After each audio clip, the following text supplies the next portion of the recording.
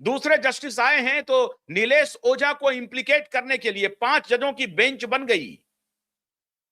हुआ कुछ नहीं, आधार गलत था, 5 जजों की बेंच बनी, कंटेम्प्ट ऑफ कोर्ट का नोटिस गया, सिर्फ इसलिए क्योंकि वो दिशा के पिता के वकील हैं, इसलिए कि वो दिशा के पिता के लिए न्याय की लड़ाई लड़ रहे हैं, इसीलिए कि उनके उनके सर पे न भाजपा का हाथ है, न कांग्रेस का हाथ है, न पवार का हाथ है। ठाकरे के खिलाफ तो वो खड़े ही हैं, इसीलिए उनके खिलाफ 5 जजों की बेंच बिठा दो।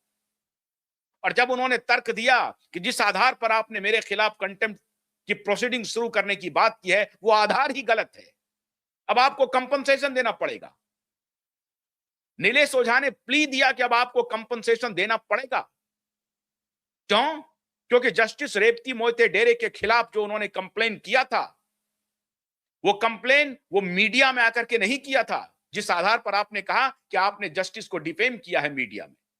वो कंप्लेन 2 साल पहले आपके सामने रखा हुआ था। माननीय जजेज, मिलॉर्ड, आपके समक्ष रखा हुआ था। कई 100 पन्नों के वो कंप्लेन थे, लेकिन किसी के कान पर जू नहीं रेंग रही थी। आपने गलत आधार बनाया। आपने कहा कि अगर आपको जज के खिलाफ कुछ भी बोलना था, कहना था, तो आप अदालत में कहते। तो अदालत में तो 2 साल पहले वो चले गए थे। इसकी तहकीकात आपने नहीं की, लेकिन ये आपको अखर गया, ये आपको गवारा नहीं हुआ कि नीलेश ओझा मीडिया में जाकर के जस्टिस रेवती मोहिते डेरे के खिलाफ बोल रहे हैं। अच्छी बात है, अगर वो अदालत में पहले नहीं बोलते, क्योंकि आपने ही नोटिस में कहा है कि अगर आपको माननीय जज के खिलाफ कहने का, कुछ रखने का पूरा अधिकार है, ये आपका मौलिक अधिकार है, फंडामेंटल राइट है, क्योंकि जजेस are not above the law, ये आपको मालूम है। आप ही ने नोटिस में कहा है, और नोटिस के जवाब में उन्होंने कहा कि हमने लिखित रूप में यह शिकायत दर्ज की है सैकड़ों पन्नों में, और आपके पास था, अदालत ने संज्ञान नहीं लिया। और फिर अगर उसके बाद मीडिया में आकर के वो बयान देते हैं, तो मीडिया में बयान देने के नाम पर, डिफेम करने के नाम पर आपने कंटेम्प्ट ऑफ कोर्ट का नोटिस जारी कर दिया। आप सुनवाई कीजिए नीलेश ओझा की, कीजिए नीलेश ओझा की सुनवाई, लेकिन सिर्फ और सिर्फ इसीलिए नीलेश ओझा को इंप्लीकेट करो क्योंकि वो सतीश सालियान के वकील हैं। नीलेश ओझा को गिरफ्तार करवाओ, नीलेश ओझा को जेल भेजो। वकीलों के मुंह को बंद करने का षड्यंत्र रचा गया उसी अदालत में। और आज मैं पूरी जिम्मेदारी से कह रहा हूं, मैं हैरान हूं कि एक मोहतरमा आकर के कह रही हैं कि अदालत का अपमान हो रहा है। अदालत के लिए अगर कोई सवाल पूछा जाए तो वो अदालत का अपमान नहीं है, बिल्कुल नहीं है अदालत का अपमान। मेरे नाम की चर्चा हो रही है हाई कोर्ट में, मैं उस मोहतरमा को जानता नहीं हूं, मैं कभी मिला नहीं, मैंने कभी उनकी तस्वीर देखी नहीं, लेकिन मेरे नाम का जिक्र करके अदालत में मुद्दे उठाए जा रहे हैं कि आशुतोष पाठक और क्यूबाइब नेटवर्क अदालत की अवमानना कर रहा है। मैं हैरान हूं,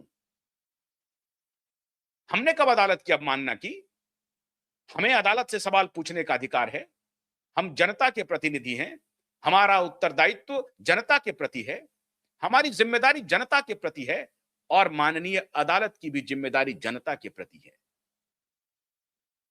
इसीलिए तो यह प्रोवर्ब बना कि justice has to be seen, not only delivered और delivering, justice has to be seen. Justice को होता हुआ दिखना भी चाहिए। फिर क्यों नहीं हुआ? फिर हमने अगर कोई सवाल उठा दिया तो हमें भी कटघरे में खड़े करने की कोशिश हो रही है।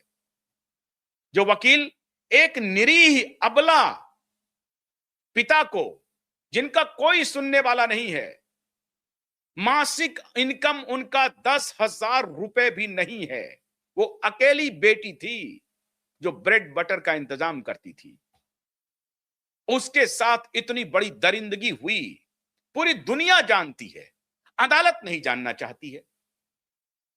5 महीने तक टेबल टेनिस खेला गया,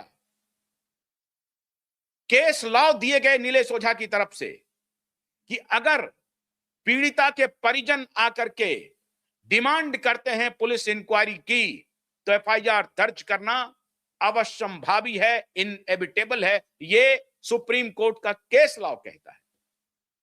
केस लॉ का हवाला दिया गया और तभी हमने कहा कि अदालत के सामने बहुत स्कोप नहीं है, अदालत को यह फैसला देना ही पड़ेगा, और अगर वो नहीं देंगे तो ये सुप्रीम कोर्ट के केस लॉ की अवहेलना होगी, ये सुप्रीम कोर्ट की अवहेलना होगी, कंटेम्प्ट ऑफ कोर्ट होगा।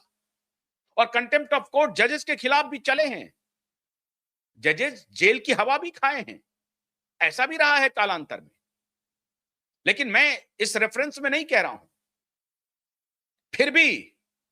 फिर भी आरोपी को वक्त दिया गया, और वक्त नहीं दिया गया, 1 साल का वक्त दिया गया लगातार। जब पब्लिक प्रोसिक्यूटर के खिलाफ और जिस पुलिस ऑफिसर ने एफिडेविट दिया है उसके खिलाफ नीलेश ओझा जी ने प्रोसिक्यूशन मांग किया, तो पब्लिक प्रोसिक्यूटर ने कहा कि मेरा नाम हटा दीजिए और पुलिस इंस्पेक्टर का रहने दीजिए, मुझे कोई लेना देना नहीं है, मेरा नाम हटा दीजिए प्रोसिक्यूशन से। क्योंकि पब्लिक प्रोसिक्यूटर को मालूम है कि जिस केस लॉ का हवाला नीलेश ओझा दे रहे हैं, अगर उसकी अवहेलना हुई तो मेरे खिलाफ प्रोसिक्यूशन जायज हो जाएगा। नहीं हुआ। किस तरह से डिरेल करने की बात हुई। एफिडेविट, झूठे एफिडेविट, कल मैंने इसकी चर्चा की। आदित्य ठाकरे झूठा एफिडेविट देता है कि सुप्रीम कोर्ट से क्लीन चिट मिल गया, सीबीआई ने क्लीन चिट दे दिया, बिहार पुलिस ने क्लीन चिट दे दिया। कहीं नहीं, ब्लैक एंड व्हाइट है ये केस, ब्लैक एंड व्हाइट, सबके निगाहों के सामने में है। सुप्रीम कोर्ट से कोई क्लीन चिट नहीं मिला, लेकिन एफिडेविट में आदित्य ठाकरे ने कोर्ट में दिया है लिख करके। अभी जो कृत्य किया हो तो छोड़ दीजिए, इतना ब्रॉड डे लाइट में अदालत को गुमराह किया जा रहा है झूठे तथ्यों के आधार पर, संपूर्ण परजरी है ये। अदालत को नहीं दिखाई पड़ रहा है और उसकी हियरिंग ले नहीं रहे हैं। 1 महीने के बाद 20 जनवरी की तारीख पड़ी थी, 1 महीने के बाद, फिर भी आज सुनवाई नहीं हुई, फिर भी लिस्ट नहीं हुआ। सुनवाई किस चीज की हो रही है साहब? कौन सा ऐसा महत्वपूर्ण मुकदमा आ गया? पूरा